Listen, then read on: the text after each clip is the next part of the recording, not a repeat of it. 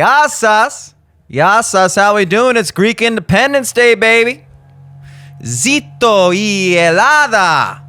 My name is Jimmy Selesky. You are tuned into Live from the Studio, the daily edition. Folks, I'm glad to be here on this lovely Monday. I'm even happier that there is once again, a van cleaning carpets directly outside my door. If he opened his door, it would be in my studio. They have a whole yard next door that they could be cleaning carpets, but they choose to do it while we record this show because they don't just hate me, they hate you. But other than that, it's pretty sweet. Once again, it is Greek Independence Day, March 25th. What was the year? What was the year of Greek Independence Day? Wouldn't you think I'd have looked this up before the show? You would be wrong. Greek War of Independence, 1829? Wait, what? That doesn't make sense. When did Greece... Jesus Christ, dude. For artificial intelligence or whatever machine learning era we are in, you have to be so specific. When did Greece declare independence? Good God. Okay, Greece declared independence from the Ottoman Turks. The Turks. January 1822. I looked into that war. The Greeks are very stoked about it. I'm stoked about it, being a Greek myself.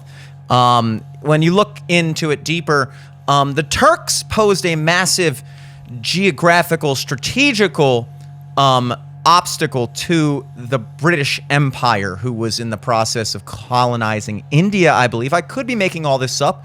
Don't use my show to study for your history exam.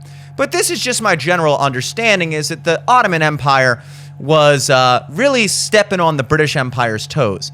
And so they noted that the Greeks are also not big fans of the Turks, and they funded the Greeks to, basically as a proxy war against the Turks. I believe as soon as the Greeks did win that war, thanks to British funding and things like that, ammunition, they were immediately installed back into a British monarchy, a British king from the royal family, and all that. So that's just kind of the way it goes. And when you look at it that way, then you see modern wars. What we're doing in the Middle East. This is a tale as old as time. That is why it's important to know your history. Either way, I'm happy I'm not sitting over here speaking Turkish to you. What a delight that wouldn't be. But yes, shouts out the Greeks. Stiniamas Zito y Elada. Now, we have a couple things to get into today outside of that, believe it or not. First, I want to touch base on March Madness. We are now in the Sweet 16. That is round 3 of the NCAA tournament. My bracket is, it's alive, but it's on life support. I got to be honest. So we'll check in with that. We'll talk about the matchups coming up and the matchups that have already happened. I also want to get into this Candace Owens situation with Daily Wire. They have parted ways. Candace Owens has left Ben Shapiro's media platform, The Daily Wire. So that was kind of a fairly public dispute that they've been having for quite some time. So I want to talk about that. And I also want to get into this question of the Eighth Amendment. The Eighth Amendment in our Constitutional Bill of Rights as it pertains to the trials and tribulations and lawsuits and court cases being levied against Mr. Donald Trump. Is this a violation of the Eighth Amendment? Great question. Let's talk about it. And of course, no Live from the Studio daily show is complete without the Rook Look. That is where I, Jimmy the Rook Selesky, known and feared sports gambler among all the Vegas you-know-whos, will divulge upon you my sports picks of the night. We got a few, so if you like money and if you like winning, you might want to stick around for that. I did, in fact, skip the Friday show, folks. My apologies. I came in here and recorded a Friday show for about 3 hours.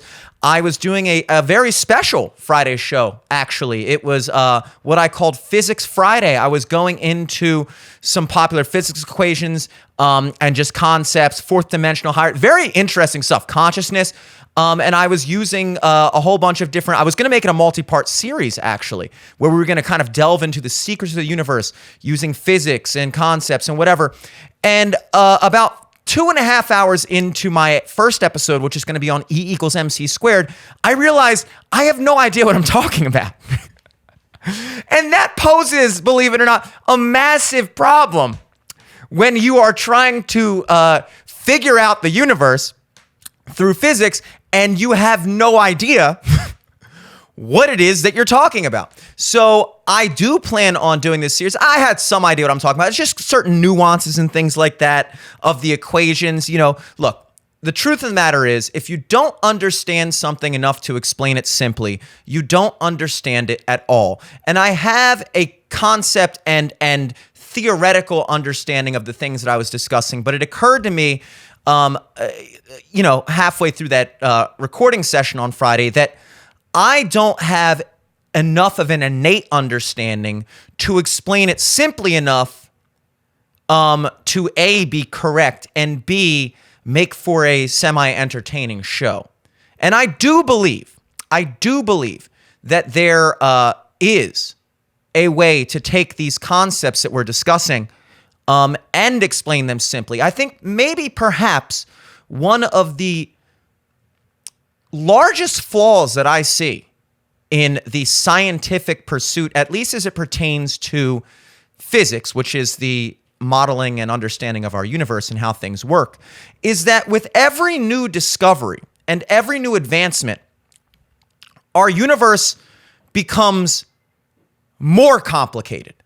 You would think that as you discover more about something, that things would start to make more sense. But the reality is, the more we understand about the universe, the less sense it makes.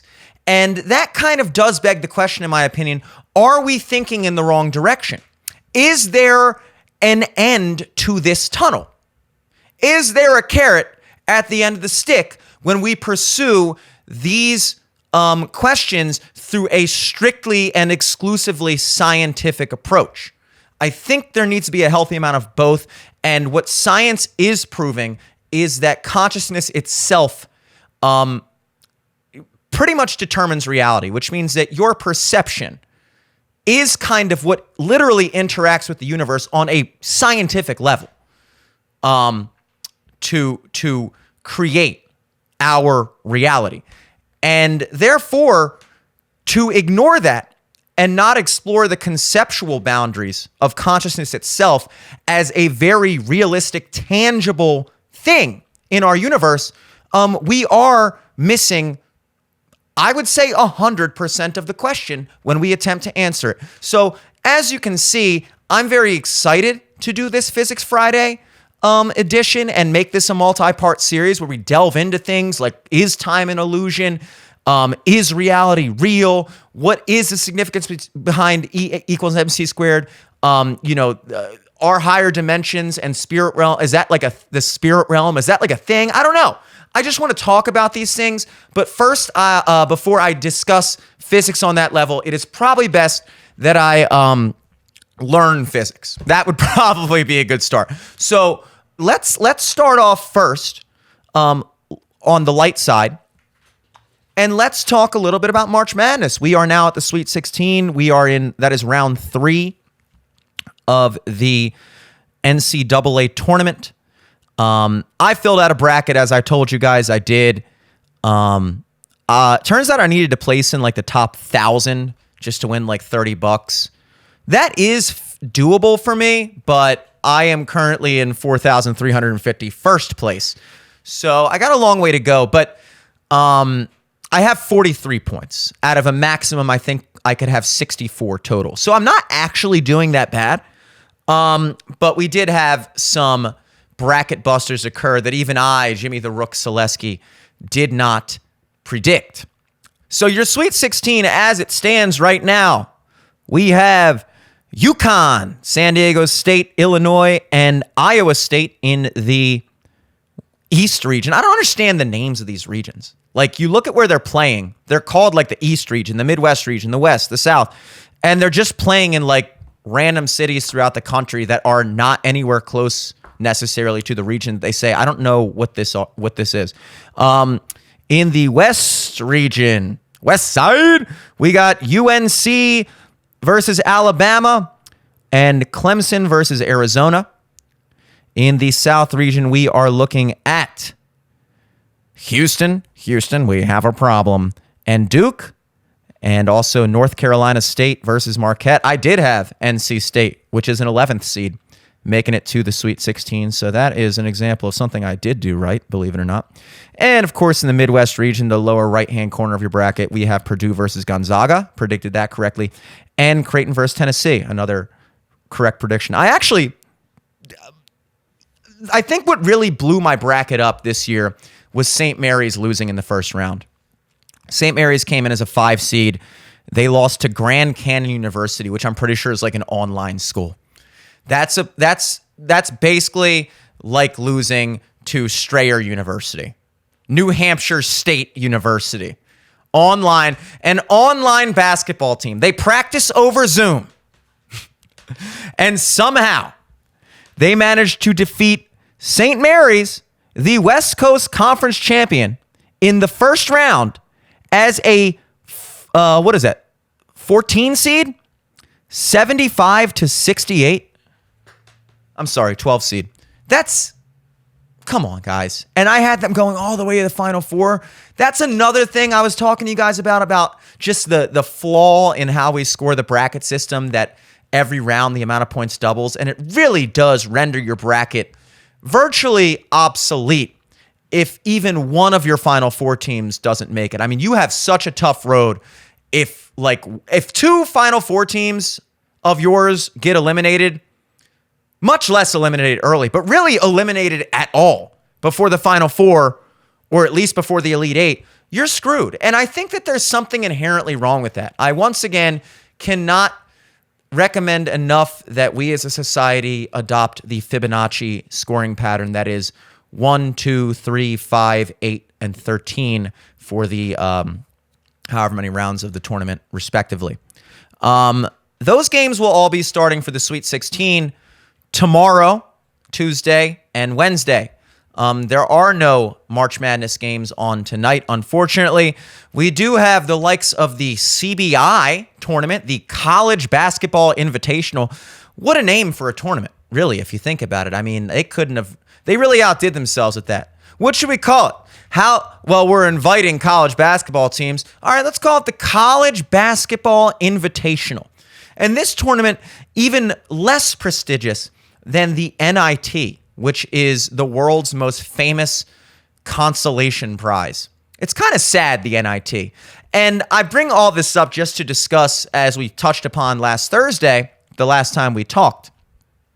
Going to the NIT is usually the next best option that a college basketball team has if they do not qualify for March Madness, which is the 64-team bracket for the national championship. And that is really considered like an embarrassing thing. Like when college rivals play each other and like one team loses, the whole crowd chants, NIT, NIT, like you suck, you're going to the stupid tournament. And I just want to re-emphasize, and this even struck me as surprising, I will admit. I'll find the exact number right now. How many Division I college basketball teams? I'm sure the answer will just not pop up at the top. Okay, 351 college basketball teams, and 64 make it into March Madness. So that is 64 divided by 351. Okay, so 18%. That's about 1 in 6. Only 1 in 6 teams in college Division I basketball make it to the national tournament.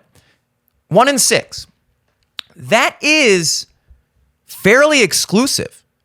And I don't think people think of it that way. But let me put it into context for you. if, let's say, the NFL operated the same way, only the top, actually, not even the top 3 teams from each conference, the AFC and the NFC, would advance to the playoffs. Approximately 2.9 teams. So if we had a comparable level of exclusivity in NFL football as we do in college basketball for how many teams qualify for what is essentially the playoffs, March Madness is the playoffs for college basketball championship. If the NFL was that exclusive, only 3 teams from the AFC and NFC would make it to the playoffs. That's not even all 4 division winners. I just did that math live on the air, and even I find that surprising. It really puts it in perspective when you think about that.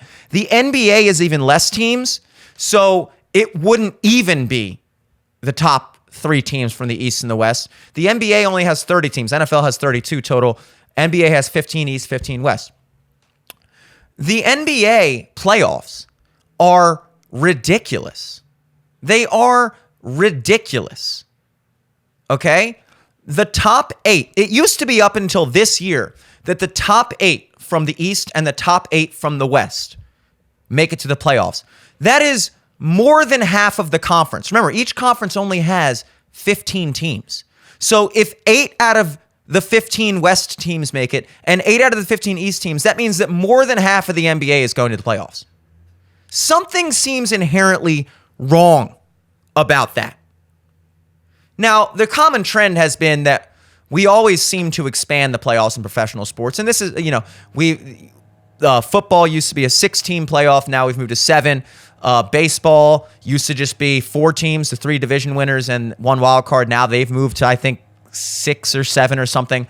I don't necessarily have as much of a problem with that because it's still less than half the teams in these leagues making it to the playoffs. The NBA not only has already had more than 50%, actually approximately 55-something% of the league making it to the playoffs, but they have actually opted to expand the playoffs this year again. And of course, as I said before, this is obvious why they do it. It's more money. And the more fan bases you can keep invested throughout the course of the season, the more money your league makes. So the NBA is getting to the point where they might as well just have everyone in the playoffs. I mean, we're talking, they have expanded it to a 10 teams out of each conference, 20 out of 30 teams in the NBA at the end of their 83, 82 game season have an opportunity to make the playoffs. 2/3. That's too much, guys. And not only that, but they do a 7-game series for every round. Even baseball does the 3-game wild card series, 5 games for the divisional, and then 7-game series only for the league championships and the World Series. I don't mind that. Basketball, 7-game series for the opening round, 1 versus 8 seed. I don't know when's the last time an 8 seed has beaten a 1 seed in a 7-game series. I'm sure it's happened, but I don't know. To me, it just seems unnecessary. When you get down to the bottom of the standings and you're looking at teams that barely have winning records or even sub-winning records, they don't need to be in the playoffs. If you have not managed to win more than half of your games, there is no reason why you should exist in the postseason. It's an 80-plus game regular season. If you can't figure it out, how to win more than 41 games over an 80-something game season, you don't belong in the playoffs. I'm not saying your team needs to be stripped away from the city and your jerseys burned, but do you need to be in the playoffs? Is there really a question? Well, this team could be no. And so instead of them going, guys, all right, how about this? Okay, fine. We'll keep it 8 teams in the playoffs. We understand we want to keep more teams invested throughout the season, because that's the thing. If your team sucks and they only let the top 4 in from each conference and your team never has a chance to make the top 4 after like halfway through the season, you stop paying attention.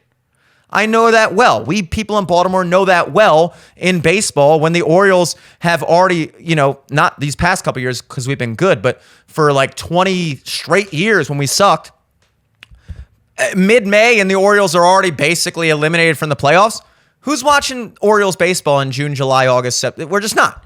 So the teams suffer. So it is better in some ways to keep the door wider. That's good. But now the NBA has introduced a play-in tournament for the playoffs, which opens up the door for now the 9th and 10th ranked teams in each conference to qualify for the playoffs. Now, I will say, I actually think the structure of the tournament makes sense. It's not how you would think it goes. And how you would think it goes is, if you're me, you would say, okay, so the 7, 8, 9th, and 10th ranked teams in each conference go into what's called the play-in tournament. That means the top 6 teams are automatically in the playoffs from each conference, the East and the West. This is NBA we're talking about. I think intuitively we would just go, okay, so the 7th seed plays the 10th seed, 8th and 9th, and then the winners of those two make the playoffs.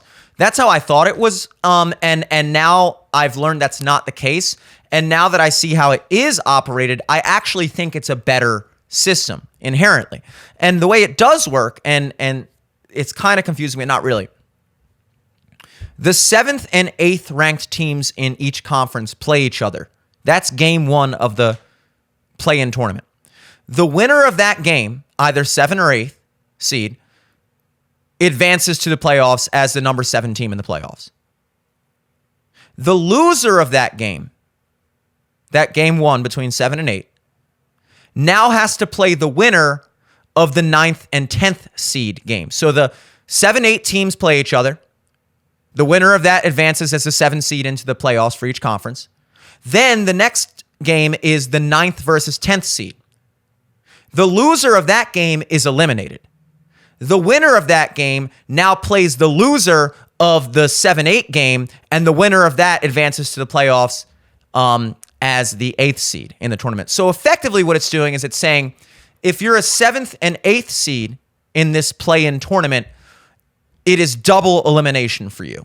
If you're the 9th and 10th seed, it's single elimination. The 7th and 8th seed play each other first. The winner advances, but the loser is not eliminated from the playoffs.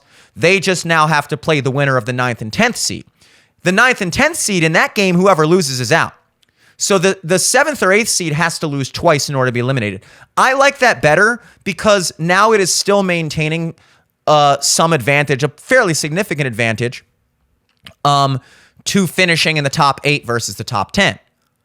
Because if it was just 7 versus 10, 8 versus 9, then effectively there's really no difference in finishing 7th or 10th or whatever, because you're going to get to play that team and then beat them, and then you're in over them. That's kind of not fair.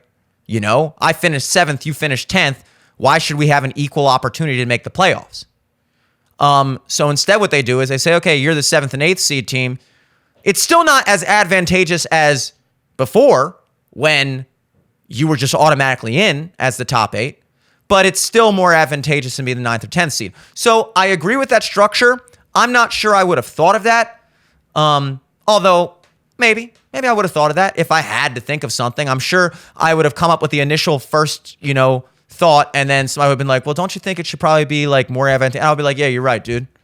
And then I don't know. But I like it, but I don't like it. But anyway, stop hating on non-March Madness teams. If you really look at the amount of like big name schools that aren't in March Madness, it's a lot. It is perhaps the most exclusive playoffs in any major market sport that we have in America outside of college football. So making March Madness is a big deal, and not making March Madness is not that big of a deal. Anyway, moving on outside of the March Madness realm, I will keep you guys posted just how badly I lose my $20 in this bracket pool. I could come back. Who knows? Let's move on to this Candace Owens situation. Once again, Candace Owens, I think this might have just happened over the weekend or today. I'm not sure. I think over the weekend, or maybe like late last week. I'm not sure. She has parted ways with Daily Wire, which is, of course, Ben Shapiro's media outlet, conservative media outlet. And I think people kind of saw this coming. She has been kind of feuding a little bit, not like super aggressively, but they've been pretty clearly at odds publicly, Ben Shapiro and Candace, over this Israel-Palestine issue. And in my opinion, Candace I haven't really listened to as much of her take on the whole thing as I have of Ben's, because I do listen to Ben on a fairly regular basis. I come across Candace Owens from time to time, but I do not listen to her anywhere as close to as regularly as I do Ben Shapiro. But just off of the small amount of exposure I have had to her speaking on this issue, I am definitely more on her side. She has a much more middle-of-the-road, sensible approach, and anybody who's followed this show for any significant period of time knows that if there's one thing that I have been super critical on about Ben, and really the right as a whole, is the kind of status quo stance on the Israel-Palestine issue. I really cannot stand Ben Shapiro on the Israel issue. I think he is very informed. I also think he's very clearly, obviously biased.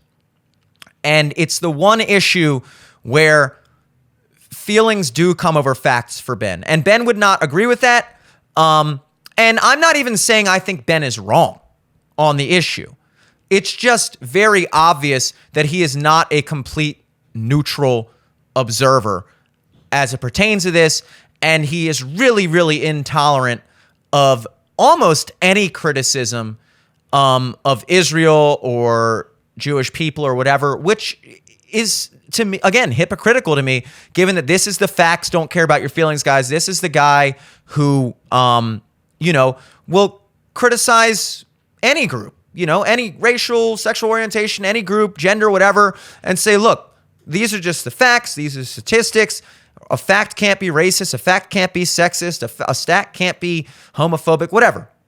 And those rules kind of don't apply in Ben's eyes as it pertains to Jewish people or Israel. And I'm gonna be honest, when he gets to that segment of his daily show, which he inevitably does every day, I kind of just tune into something else. I listen to Ben for the top headlines, basically the first 25 minutes of his show. And once he inevitably starts getting into Rock Madine and all these fucking names I can't pronounce, I'm just like, all right, dude, like, I know this is terrible what's going on over there. I'm sure that your perspective ultimately does make more sense than like the polar opposite side. Like, I definitely lean, I would say probably more in agreement with Ben's take on the situation versus like a super pro-Palestine Hamas person, obviously. I definitely think that Israel still does have the moral high ground in this conflict. And I also don't necessarily believe that this is a genocide. I think that is just not what this is. However, as I said before,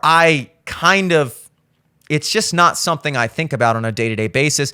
And Candace Owens kind of came out and said, look, like, she hasn't really stated whose quote-unquote side she's on necessarily, but she said, look, anytime any innocent person is killed, it's not a good thing, whether that is Israeli or Palestinian. So, you can't use October 7th to then justify unjust killings of other innocent people on the other side.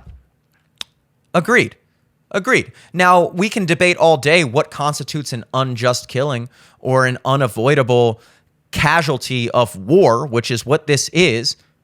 I consider this a war, not a genocide. But based off of that statement alone from Candace Owens, I'm on her side as it pertains to that. And I think another thing people don't realize is Ben Shapiro's place in the Daily Wire, although he is one of the founders, he doesn't have the power to fire Candace. So I think they were really effectively just two people working at the same company, even though Ben is obviously a founder, who just kind of had to deal with each other and who I'm sure agree with each other on pretty much every other issue, at least the main ones. But I think I've eventually just got to the point where Candace just saw that it wasn't really working for her spot there, and or maybe it was the other way around, and then Daily Wire and they had to just work out some agreement. I don't know, but I want to play a clip. This is the Breakfast Club discussing it, and actually, I think this is a very even keel take, and a lot of people I think wouldn't expect an outlet like the Breakfast Club to be kind of like having Candace Owens back. Candace Owens, of course, being a very mainstream, vocal, polarizing conservative, and this is not really the type of views that you generally expect to hear coming out of the Breakfast Club, or at least even being supported. But let me just play this clip. This is the Breakfast Club, not when she was on, because she actually was on with Charlemagne the God, but this is just them discussing this recent departure briefly. The Daily Wire severs ties with Candace Owens. The right-wing media outlet co-founded by Ben Shapiro said Friday that it had severed ties with Candace Owens, and Owens took to her own post saying, "The rumors are true. I am finally free." Okay, spoken like a true black woman. If you would like to support my work, you can head to CandaceOwens.com, where you will be directed to my locals page, or you can give a gift at GoCandace.com. I don't know how many gifts you go and get, but there will be many announcements in weeks to come. All right. So basically, when she was up here, she had spoke a little bit about that before they severed ties with her. Because, there was a video circulating of him calling me a disgrace and a faux professional or whatever it was. And I decided to choose peace. And then when I chose peace, he responded to the peace with not peace. So why wouldn't he just fire you? Well, as I explained on Tucker Carlson's show, like, Ben doesn't have the power to fire me. Well, there was rumors for a while that Candace and the Daily Wire was going to part ways. Hence why I asked her that question to begin with. But Candace is going to be more than fine, because what folks don't understand is Candace has a huge audience already. So she'll either keep doing what she's doing, which is her podcast and YouTube. She'll do that independently, or she'll partner with somebody like Tucker Carlson. Yeah.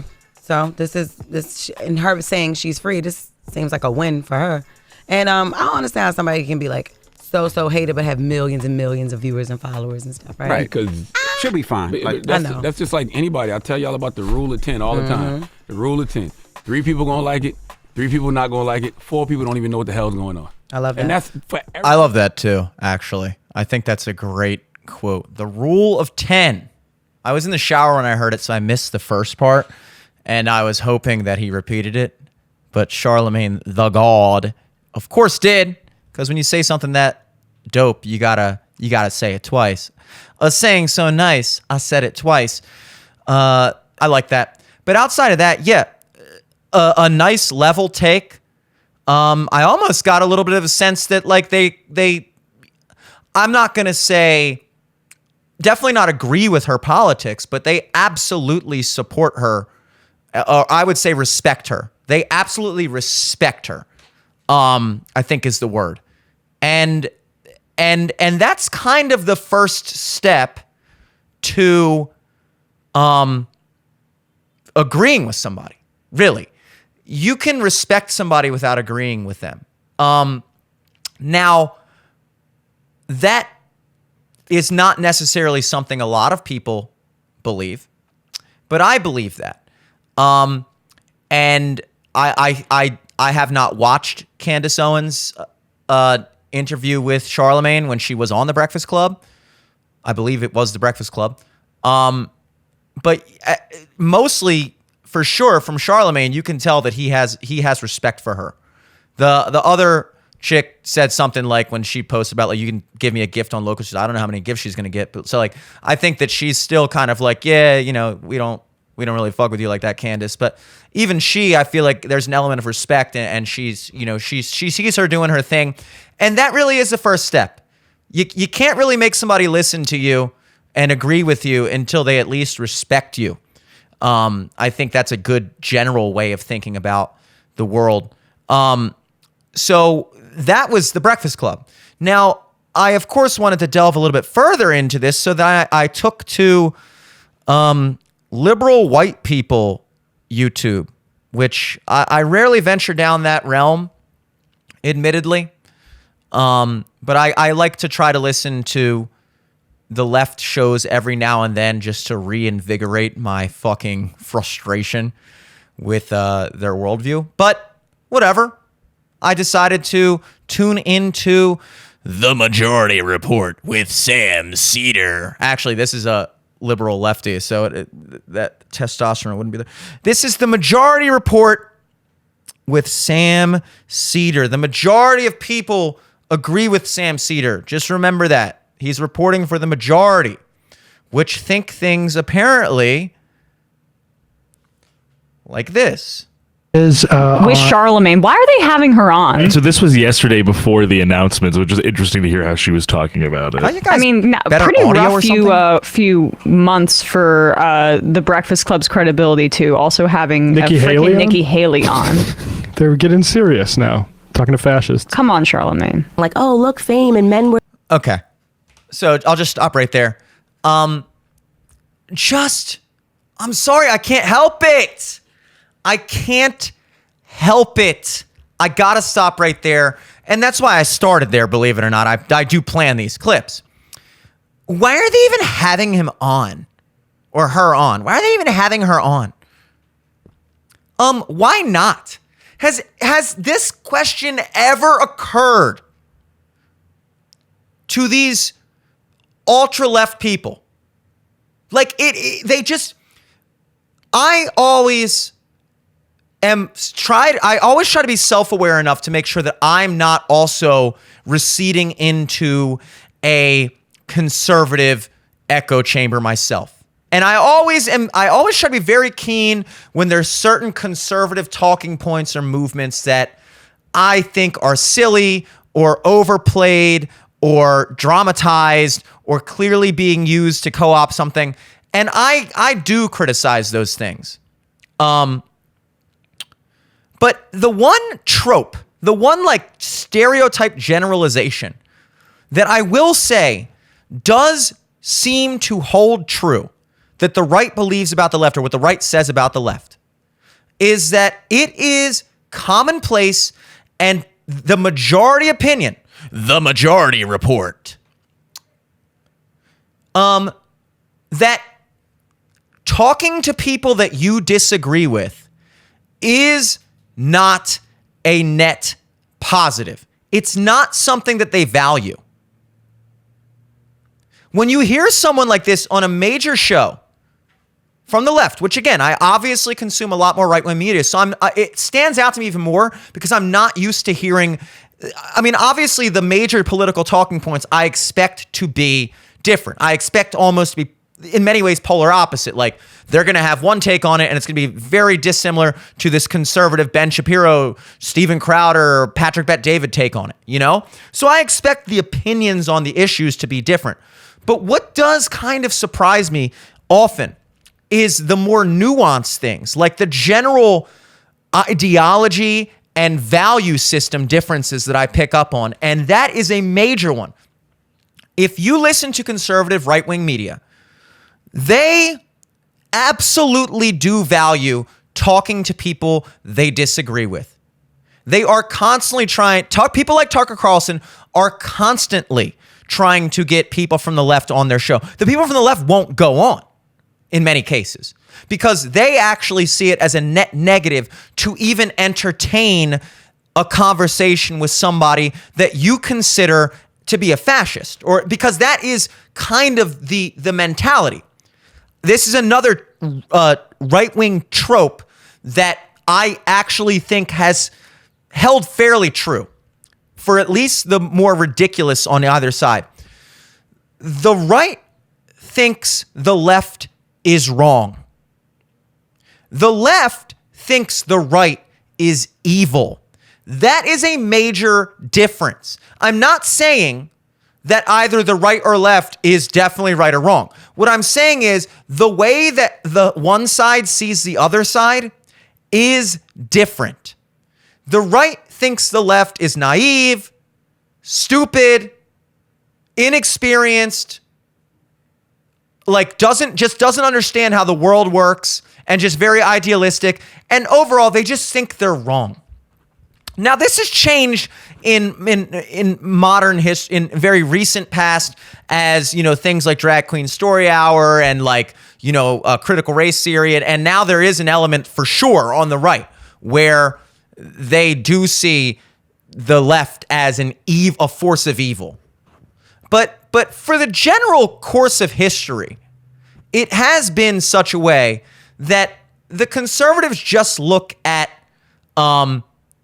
liberals as just like soft, naive idiots. The left throughout history has fairly consistently perceived of the right as bad people. And because they look at the right as bad people, almost unredeemable people,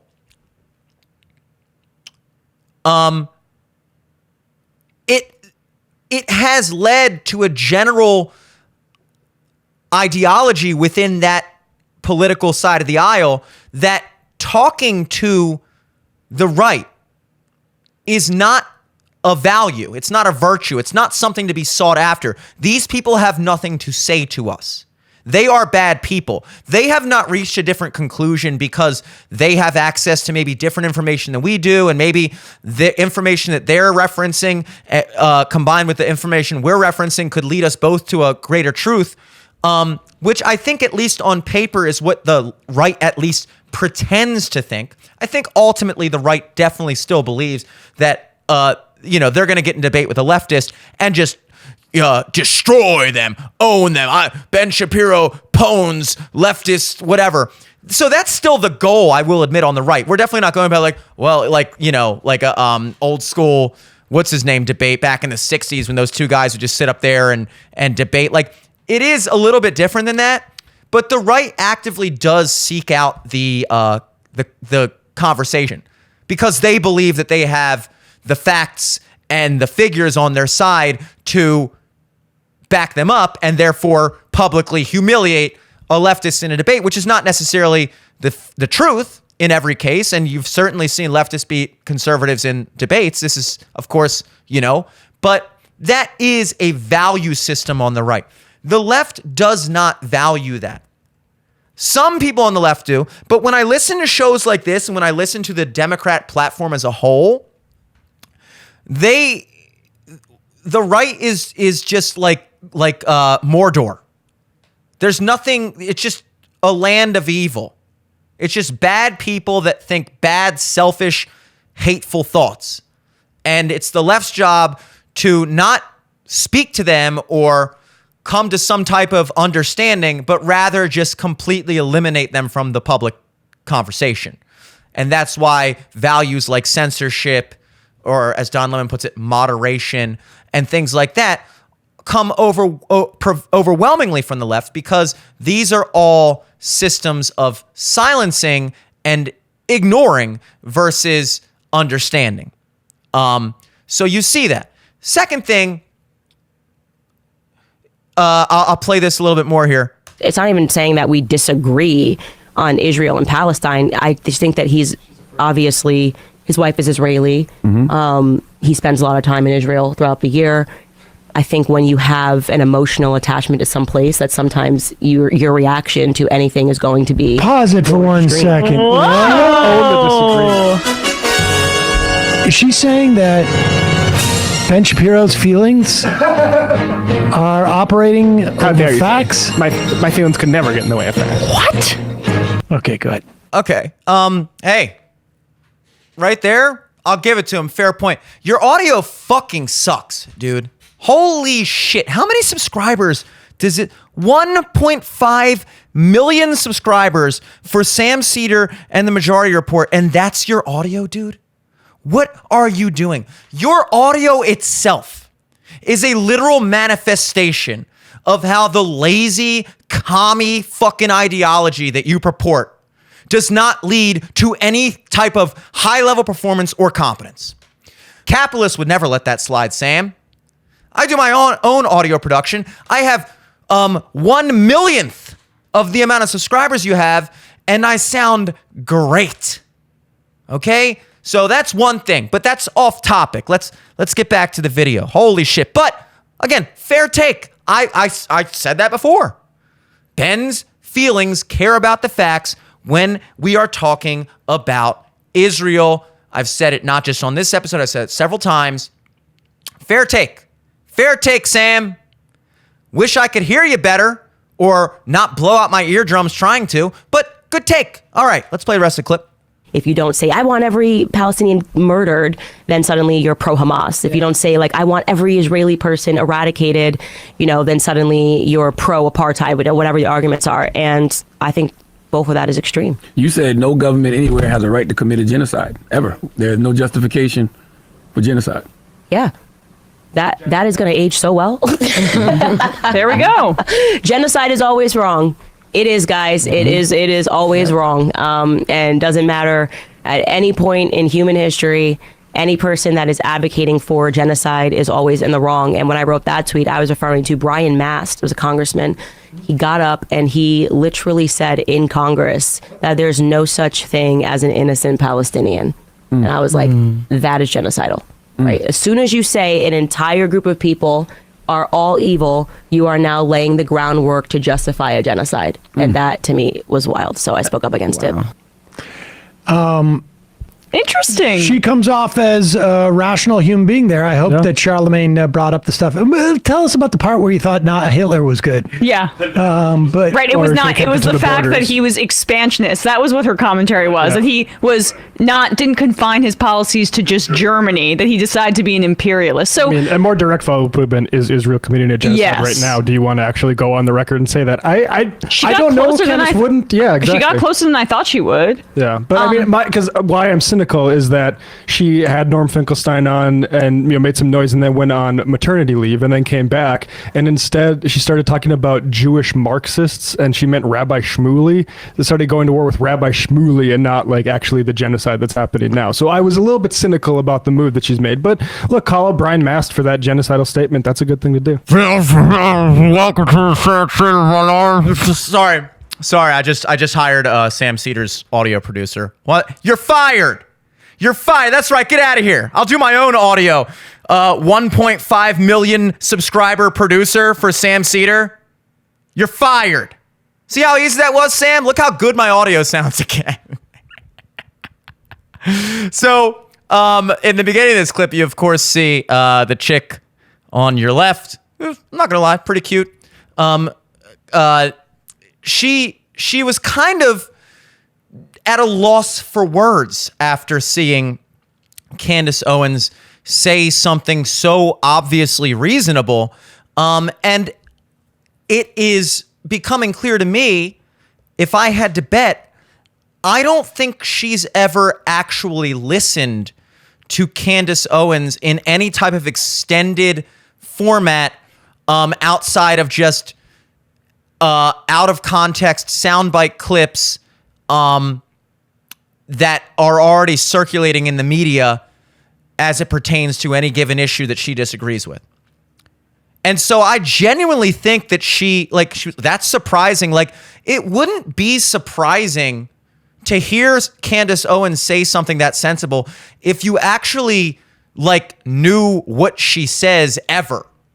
The only reason this is surprising to you is because you've never done your job as a political commentator to actually know what the other side is saying. And the reason you haven't done that is because you occupy a political side of the aisle that does not value that. And so when you are force-fed a clip from someone and you finally actually for the first time ever see them in an unbiased context where you actually get to hear what they think, you don't know what to say. And so, of course, they immediately revert. Sam comes in and saves it with talking about, some random shit she said about Hitler or something that, I'm sure if you actually listen to that clip, it would be perfectly, I'm not going to say you would agree with it, but I just guarantee you, bet the farm on it, that whatever he's saying, she said, is not what she said and not what she meant. I promise you. So in an effort to make sure that you don't leave this segment of the Majority Report thinking that Candace Owens is actually or can be a fairly reasonable person that you, dare I say, may even agree with on certain things, they make sure to then throw in some baseless claims about some other stuff that she apparently said. Just to, hey, well, before you go agreeing with that, just remember, she said Hitler was a good guy. Trust me. Now, again, I'll be forthcoming. Do I sit down every day and make an effort to consume left-wing media? No, I don't. I just don't. However, it is, in my opinion, a reality that when you consume right-wing media, because the right actually does value seeking out debate and talking with the other side of the aisle, even if it's just in an effort to demoralize them or humiliate them, at the very least, it still opens up the gateway for people that consume right-wing media to hear people on the left, ever. So even if it's just in the context of like watching Ben Shapiro own some college student or whatever, like, if the brave people on the left will come on right-wing shows, and sometimes they make very valid points, and sometimes they even win arguments, and that is something that you are exposed to regularly if you consume right-wing media. On the flip side, if you consume left-wing media exclusively, like CNN or MSNBC, or shows like this, obviously, apparently, you will never be exposed to the opposing view in any fair context. So that's a major difference. If this was a right-wing show, the people on that show would not have been surprised to hear Candace Owens, or whatever her left equivalent would be, say something reasonable. They wouldn't. They might do all the other things they're doing, make fun of them, talk about how they're actually bad in other ways, but they would not have been surprised. I'll say that. And that, in my opinion, is not a small thing. So, I mean, at the end of the day, people are all trying to figure out what she's going to go next. I don't know. She'll be fine. She'll be fine. That's not why I'm here. I want to talk about everything I talked about. This is the Everything I Want to Do show, okay? Who knows what Candace is doing next? Moving on to the final topic of the day. Let's get into this Eighth Amendment thing. Now, I teased this at the beginning of the show. I did not tell you what the Eighth Amendment is, but the Constitution will, if you reference it. I knew that this amendment was an amendment, okay?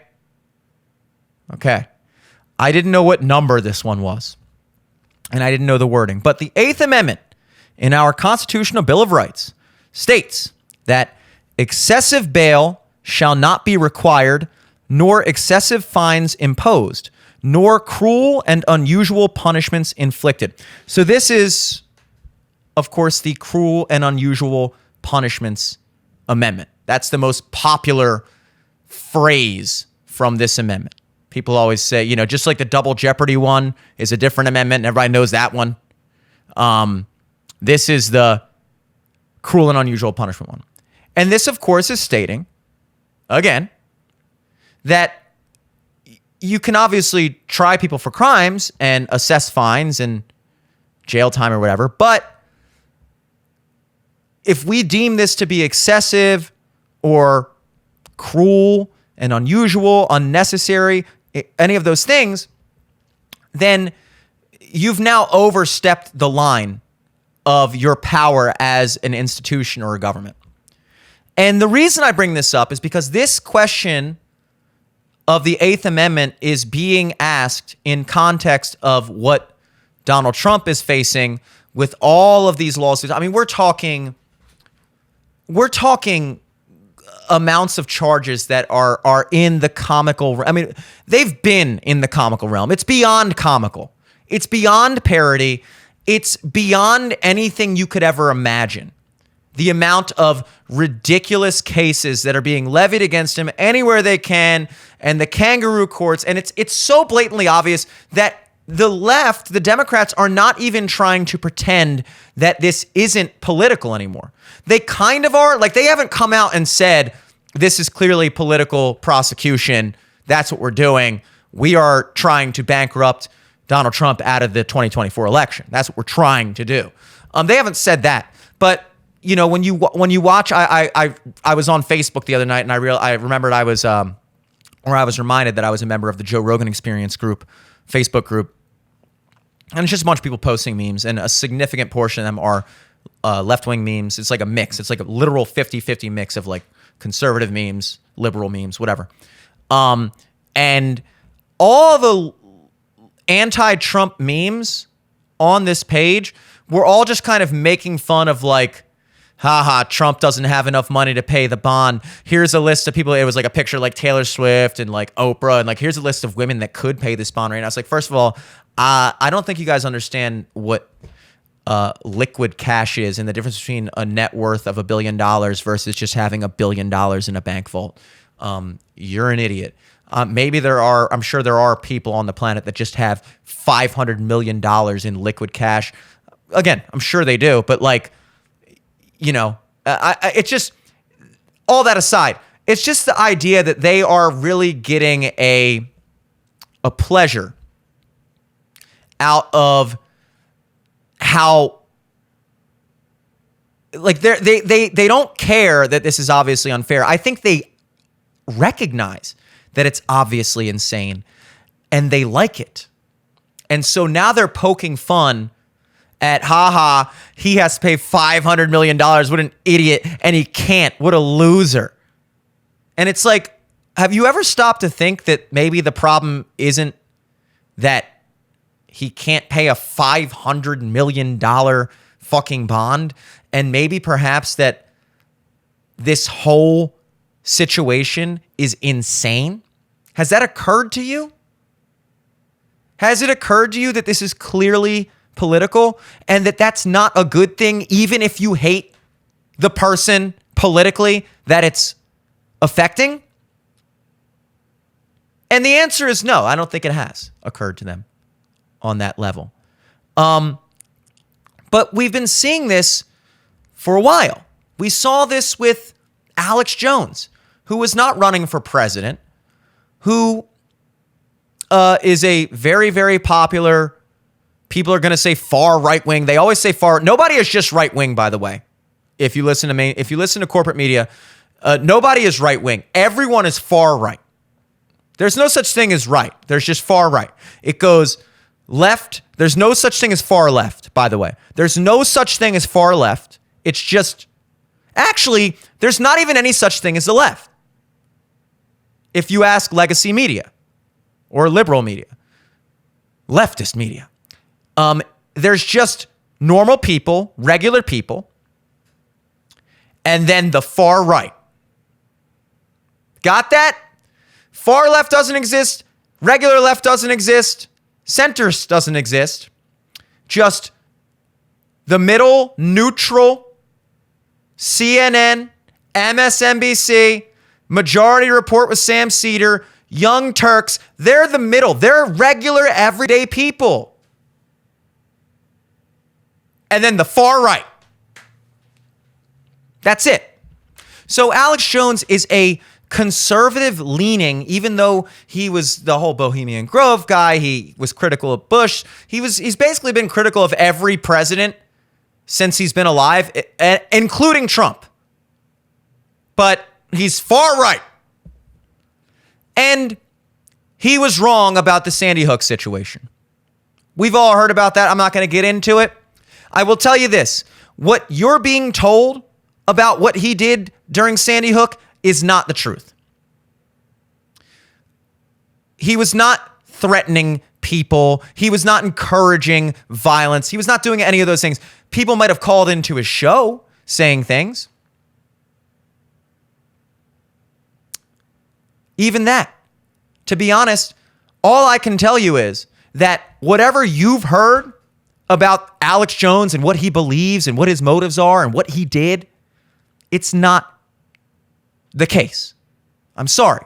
What we're looking at is, and I'm not excusing necessarily what he was wrong about and how it affected these families, but Alex Jones was fined $1.5 billion with a B.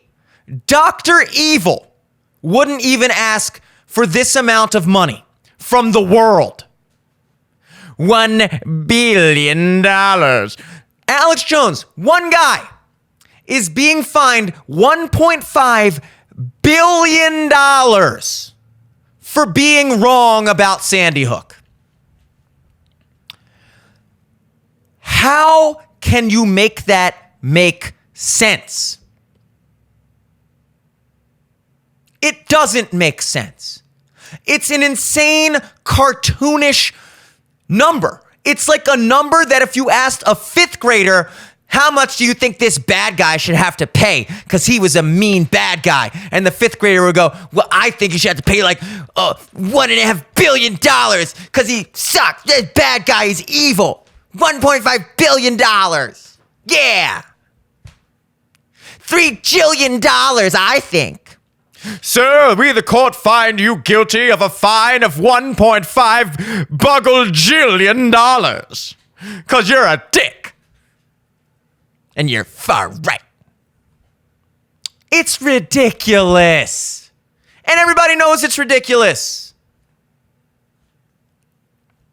But that's what happens. Then you have Donald Trump, who is being accused of rape and then sexual assault and then fingering E. Jean Carroll in a fucking dressing room. That's not even what he was accused of. Again, that's just what they landed on because E. Jean Carroll, this freaking wacko, obvious insane chick, nuts, has this story about how Donald Trump accosted her in like a department store or something and shoved her into a dressing room and humped her with his clothes on and ejaculated in 15 seconds. And you know, rape is sexy. People think rape is sexy, but this is not sexy. I mean, like, literally a fucking Looney Tune. E. Jean Carroll. And they go to court with this, obviously not a criminal case, because that actually requires a burden of proof beyond reasonable doubt, and we can't have that. So instead, we're just going to have a preponderance of evidence, which is essentially saying, hey, we're going to take you to court and sue you and then stack the jury with a bunch of people that don't like you, and they're going to agree that you're guilty no matter what happens. And that's precisely what occurred. Because they went to court and they found that E. Jean Carroll's story did not and could not happen. She had no verifiable evidence of this. She had no corroborating factors, nothing. It just, even the story itself didn't make sense. And so even the stacked jury that had already decided that Trump was guilty from before the case even began, even they had to say, okay, well, clearly, Miss Carroll, what you're saying did not happen. But we're still obviously going to find Donald Trump guilty of this regardless. So instead, let's make up a story that is more feasible. And now they pled it down to third base. Apparently, Donald Trump, I guess, fingered her or got to second. I don't know. Middle school court. We find you, the defendant, guilty of second base.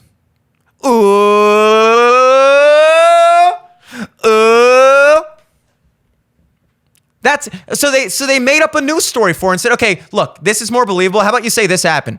And she, again, do I still get $91.6 billion? Do I still get $83 million? Yeah, sure. Okay, fine. Yeah, then that happened. Cool. He fingered me in a department store, whatever. And then Donald Trump comes out and says, no, that didn't happen. This woman is crazy. She's a liar. And then they said, you are defaming this woman, and then he owes more fucking money. Now he's in more trouble for defamation. So somebody says that he raped them. Then he says, no, I didn't. And now that's defamatory against the person accused you of rape. And so the court erroneously just, they went back to their fourth grade guy who sets the bonds, apparently, and he went, you should fine him another, like $100 million for that. I think like $100 million drinking a Capri Sun and just throwing out fucking numbers. Oh, yeah, definitely. I hate this guy. And then now, most recently, we have this Letitia James thing in New York where Donald Trump engages in a loan with another bank that he's done business with before, that the bank has said they want to continue doing business with in the future. He he puts up his property or as collateral or whatever, they value it, he tells them a value, and then he gets the loan, he pays off the loan with interest, the banks makes money, Donald Trump makes money, everybody's happy, and then the state of New York steps in and goes, hey, you incorrectly valued your property when acquiring this loan. And the bank's like, first of all, I'm not necessarily sure about that, but second of all, we don't care, dude. Like, we're good. We're good. And they're like, no, you're not good, bank, because Donald Trump actually owes another $454 million. Double pinky money here. $454 million fucking dollars. And then the question becomes, what is the definition of excessive? Now, mind you, just today, this $454 million bond has been reduced to $175 million. So it was cut in more than half. So even that alone should specify to you, and I've talked about this before on the show or on the podcast or whatever, about when you're haggling with somebody, when you're negotiating with somebody, and they give you a price and you go, I can't do that. And then they go down, like they cut it in half. Then that means they were ripping you off in the first place. That's why I don't haggle. I'm a musician by trade. People hire me to do things. I almost never work down price. And if I do, it's for a very good reason. And it's because we're working something else out. If I give you a price, that's my price. Why? Because I'm not here ripping you off. You asked me how much I would charge to do this thing. And that's how much I would charge to do this thing. That's not me trying to see how much money I can get you to pay me to do this thing. That's me telling you, this is how much I charge. And take it or leave it. And not in a dick way. That's how you know I'm being honest. I'm not a haggler. Other people will try to see how much can we get. Blah, blah, blah, blah. That's what's going on. When you have a bond set at $450 million, and then it's appealed, and they go, okay, fine, $175 million. That means that this bond was set apparently $250+ million higher than it needed to be. And even $175 million is ridiculous because $0 million is ridiculous. But even within the confines of their own structure, they are exposing how insane this is. And it's so clear what they are attempting to do. Nobody gets in this much legal trouble over every single thing all at once, all the time, just because. You don't think it has anything to do with the fact that he's running for president? I mean, seriously, who believes that? And if you acknowledge it, this is because he's running for president and nothing else, and maybe not even nothing else. But if you can at least acknowledge that the system is motivated, doing everything they can, pulling every stop they can to bankrupt this man into oblivion, make him incapable of running a campaign. And there's no way that you could possibly think that that is a good precedent to set, or that that is good for democracy, or that this is a fair election or a free election. There's just simply no way that a bunch of biased bureaucrats, lawyers and district attorneys and state's attorneys and judges and random clerks in Colorado can decide that it can't be on the ballot. There's no way that the group of people that believe Donald Trump is a threat to our democracy are now vouching for people who in many cases are not even democratically elected, that now have the final say or are vying for the final say in who the people can vote for in our democracy. Again, it's projection. It's always projection. So I don't know if this is leading to an actual Supreme Court question of constitutionality. If any lawyers are taking this up, I would imagine so. This has got to be at least on the table. If we can fine Donald Trump $81 million for calling somebody who falsely accused him of rape someone who falsely accused him of rape, and we can then fine him another $450 million for paying off a loan with interest fairly, and then we can, have him standing trial for something else in Georgia with Fani Willis, who's doing all this other stuff. Like, if we can do all that, if we can raise cases for all these whatever thing, Donald Trump threw a gum wrapper on the ground in 1986, if we can make Supreme Court cases out of all these things, I don't see how you can't make a Supreme Court case and bring up a question of constitutionality when you have someone who's clearly being politically prosecuted, who's clearly having excessive fines levied against them. Not only that, but for political purposes. So not only is one individual having their constitutional rights violated by being targeted and treated cruel and unusually by the justice system, but this also has the net effect of depriving an entire country of their constitutional right to vote and have a democratic, free and fair say in who is the president, because that is ultimately, again, the end goal here. To take the ability of you to vote for Donald Trump away from you. That's the goal. So this is not merely a violation of Donald Trump's constitutional rights under the 8th Amendment. This is a question that is far bigger than that has to start here on the individual level, as do most things. This has to be something that people take up. I don't know how the arguments are going to go. I don't know the legal precedent behind it. I don't know all that stuff. I'm not a lawyer. Even if I was, I might still not know, because from what I've seen of lawyers, I'm not impressed. So regardless, goes without saying, I'm not a lawyer, but I find it hard to believe that there's not even a case for it. Do you? Anyway, it's Monday, baby. Let's close it out with some Rook Looks, everybody's favorite portion of the show. Last we talked on Thursday, we actually had a good night on Thursday night. And just be glad that we didn't have the Friday show, because the Rook Looks I was going to give you would have lost. But hey, isn't it beautiful? I didn't give them to you, so they don't count, okay? So as far as we're concerned, Thursday is the name of the game. And that night we had two upsets and they both hit. Oregon beats South Carolina and NC State beats Texas Tech. That was a 1.06 and 1.7 unit profit, respectively, for each. That brings our running total to 12.62 units in the black, baby, in the positive, over 58 bets. We are sitting at a 21.76% positive yield. You love to see it. You hate not to be it. Folks, tonight, again, no March Madness until tomorrow. So we're going to have to focus on the consolation tournaments. The CBI, we got a 25% college basketball boost on FanDuel. FanDuel, again, they have been stepping it up. I got to give it to them.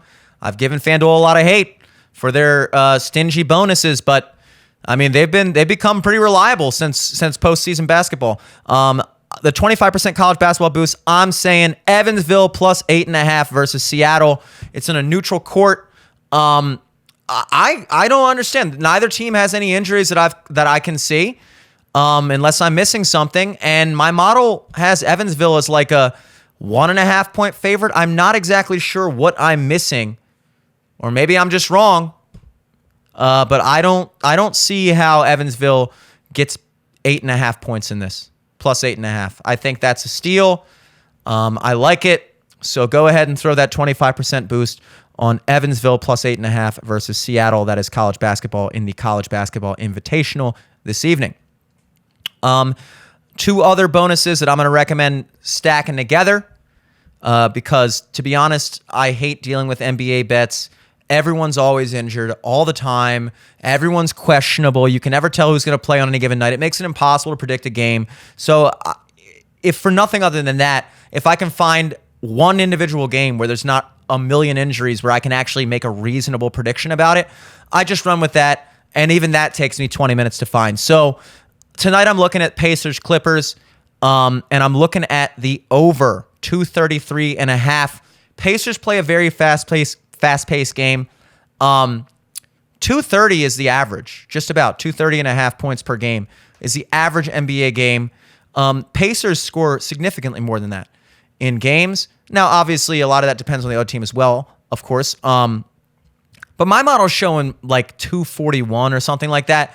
I like the over. The over actually opened at 237 and has moved down 4 points to 233.5. I don't know what it is now. I haven't checked in a couple hours. But the line has moved 4 points towards the under. Maybe that's a bad sign. I don't know. The way I see it, Vegas and I both agreed at around 237 for the opening line. And then the market took over and said, no, dude, we're thinking like 233. And you know what? Fuck the market. You guys suck. In fact, you're wrong half the time. You know who's not wrong half the time?